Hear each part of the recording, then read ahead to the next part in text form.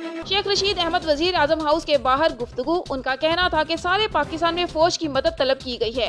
पाक फौज आंधी, तूफान, मुसीबत, जलजला और आसमानी आफात सब में कौम के साथ खड़ी हुई है। काबीना में सिंध समेत सारे सूबों को इजाजत दी गई है, सब एक होकर उसका मुकाबला करेंगे। विफाकी काबीना को एतमाद में लेकर कोरोना और ऑक्सीजन को भी डिस्कस किया गया है।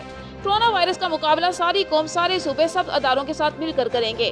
विफाकी काबीना में PIA और पावर पर भी बात हुई है। ईद की छुट्टियों के हवाले से ना हमने फाइनल किया और ना ही हमारे पास समरी आई है। विफाकी काबीना में कैदियों की समरी नहीं आई होगी, दफा आ जाएगी।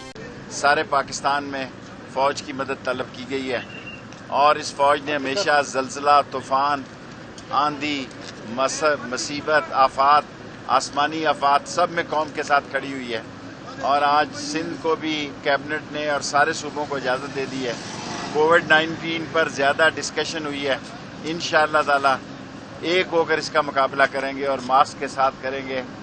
और ऑक्सीजन को भी डिस्कस किया गया है, वैक्सीन को भी डिस्कस किया गया है और कैबिनेट को पूरा एतमाद में लिया गया है कि कोविड-19 का मुकाबला सारी कौम, सारे सूबे और सारे अदारों के साथ मिलकर करेंगे और इंशाअल्लाह ताला इस बीमारी से निजात पाई जाएगी। PIA पे डिस्कशन हुई है और पावर पे डिस्कशन। शेख साहब ये बताइएगा कि जो समरी आपके पास एक तो छुट्टियाँ ईद की जो आनी है, ईद की छुट्टियों की अभी हमने फाइनल नहीं किया, ना हमारे पास समरी आई। और इसके अलावा कैदियों के हवाले से भी कैदियों की समरी कैबिनेट में इस दफ़ा नहीं आई, अगली दफ़ा आ जाएगी, अभी बड़े दिन है।